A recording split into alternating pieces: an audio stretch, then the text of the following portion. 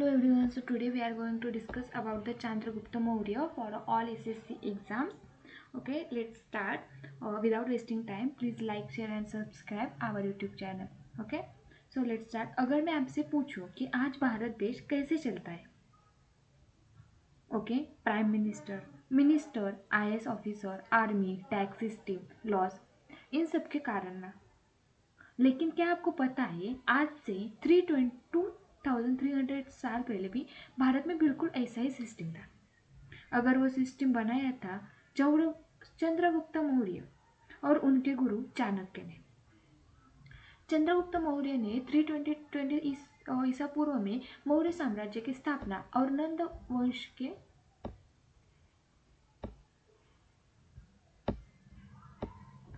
अंतिम शासक धनानंद की पराजित करके पाटलिपुत्र को अपनी राजधानी बनाया। ओके, चंद्रगुप्त मौर्य के गुरु और प्रधानमंत्री चाणक्य थे, ओके, जिन्होंने उन्हें एक शक्तिशाली और केंद्रीयकृत साम्राज्य स्थापित करने में महत्वपूर्ण मार्गदर्शन किया।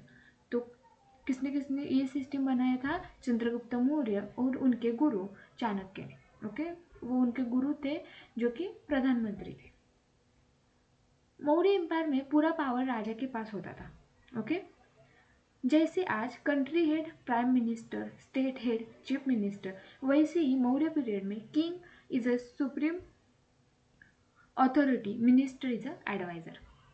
305 ईसा पूर्व में चंद्रगुप्त मौर्य ने यूनानी शासक सिलेकस निकेटर को हराकर उत्तर पश्चिम क्षेत्रों पर अधिकार कर लिया और उनके साथ एक वैवाहिक संधि भी की। ओके, राजा अकेले, उस टाइम राजा अकेले काम नहीं करता था, उसकी मदद के लिए काउंसिल ऑफ मिनिस्टर होती थी, जैसे आप आज कैबिनेट मिनिस्टर होते हैं। यूनानी राजदूत मैगस्थेंस चंद्रगुप्त मौर्य के दरबार में आया था और उसने भारत की सामाजिक, आर्थिक, प्रशासकीय व्यवस्था का वर्णन अपनी पुस्तक इंडिका में किया। ओके, उनके जो पुस्तक था वो था इंडिका। अपने जीवन के अंतिम समय चंद्रगुप्त मौर्य ने जैन धर्म अपना लिया और कर्नाटक के श्रवण बेलेगोला में संथारा उपास द्वारा अपने प्राण त्याग दिए। ओके, कर्नाटक में उसने अपने प्राण त्याग दिए और अंतिम समय में उन्होंने क्या किया, जो कि जैन धर्म है वो अपना लिया। चंद्रगुप्त मौर्य के बाद उनके पुत्र बिंदुसारा 298 ईसा पूर्व में सिंहासन पर बैठे। ओके, जिन्हें अमित गात्री अर्थात शत्रुओं का विनाश करने वाला कहा जाता था। बिंदुसारा को क्या कहा जाता था? अमित गात्र, मीन्स शत्रुओं का विनाश करने वाला कहा जाता था। बिंदुसार ने मौर्य साम्राज्य के विस्तार दक्षिण भारत तक किया, लेकिन चोल, पांड्य और केरल राज्यों को अपने साम्राज्य में शामिल नहीं कर सके। उसने अपना विस्तार दक्षिण भारत तक किया, बट चोल जो थे, पांड्य थे और केरल राज्यों को अपने साम्राज्य में शामिल करने में नहीं कर सके। मौर्य एडमिनिस्ट्रेशन का पूरा रूल बुक का अर्थशास्त्र, आज गवर्नमेंट कैसी चलती है इंडिया कॉन्स्टिट्यूशन पे, वैसे ही मौर्य एम्पायर चलता था अर्थशास्त्र से। इनमें लिखा था टैक्स कैसे लेना है, इकोनॉमी कैसे चलानी है, आर्मी कैसे मैनेज करनी है, लॉज कैसे बनेंगे। मतलब अर्थशास्त्र उस समय का कॉन्स्टिट्यूशन था। उस समय क्या था? अर्थशास्त्र। ओके, देन बिंदुसार के बाद उनके पुत्र अशोका 273 ईसा पूर्व में मौर्य साम्राज्य के शासक बने, जो मौर्य वंश के सबसे महान और प्रसिद्ध शासक माने जाते। कौन? बिंदुसार के पुत्र अशोका। ओके, आफ्टर दैट 261 ईसा पूर्व में अशोक ने कलिंगा के विरुद्ध युद्ध लड़ा, जिसमें भारी जनहीन हुई और इस विनाश को देखकर उन्होंने बौद्ध धर्म अपना लिया। अशोक ने कलिंगा के विरुद्ध लड़ा दिया और जिसमें उन्होंने क्या किया? बौद्ध धर्म अपना लिया।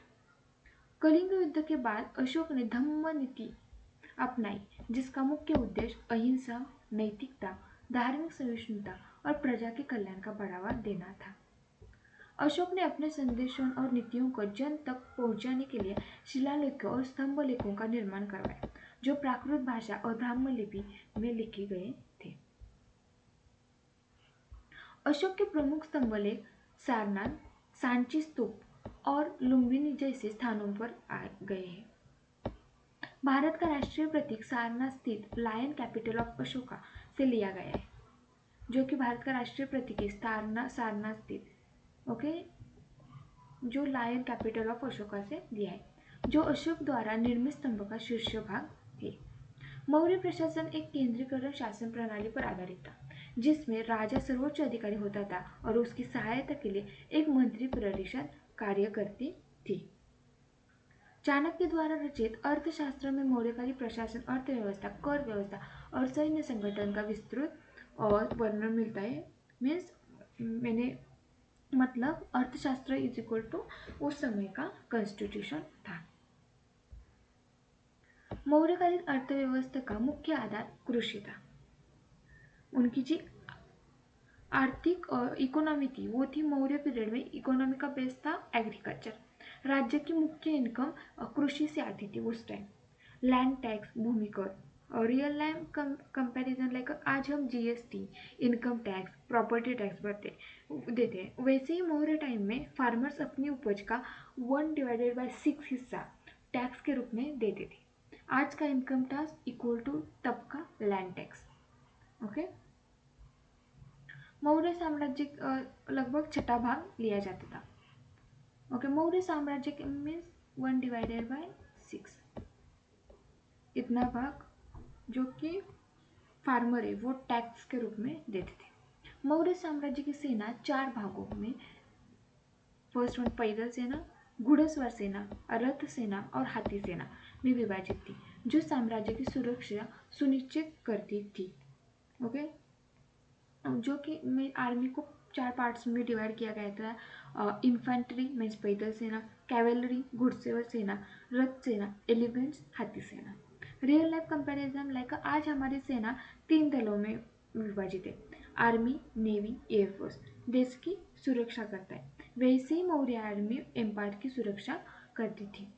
ओके, अंततः मौर्य साम्राज्य का पतन कमजोर उत्तराधिकारियों को विशाल साम्राज्य के प्रभावी नियंत्रण में कठिनाई के कारण हुआ। मौर्य वंश के अंतिम शासक बृहद्रथ की हत्या 184 ईसा पूर्व में पुष्यमित्र शुंग द्वारा कर दी गई, जिसके साथ ही मौर्य साम्राज्य का अंत हो गया। मीन्स अब आते Ashok. Now it's that's it. Now I will give you like a quick revision. Ashok ने रोड्स बनवाई, हॉस्पिटल बनवाए, ट्रीज लगवाए, वेल्स खुदवाए, रेंट हाउस बनवाए। अशोक ओके, आज गवर्नमेंट हाईवे बनाती है, गवर्नमेंट हॉस्पिटल बनाती है, स्वच्छ भारत मिशन चलाती है, वैसे ही उस टाइम अशोका ने पब्लिक वेलफेयर के लिए काम किया था। Ashoka pillar and lion capital. Ashoka ने अपने मैसेज लोगों तक पहुंचाने के लिए पिलर्स और रॉक एडिक्ट्स बनाए, उनमें इसकी पॉलिसीज लिखी होती थी। आज भारत का नेशनल सिंबल सारनाथ स्तंभ से लिया गया है, मैंने बताया है। ओके,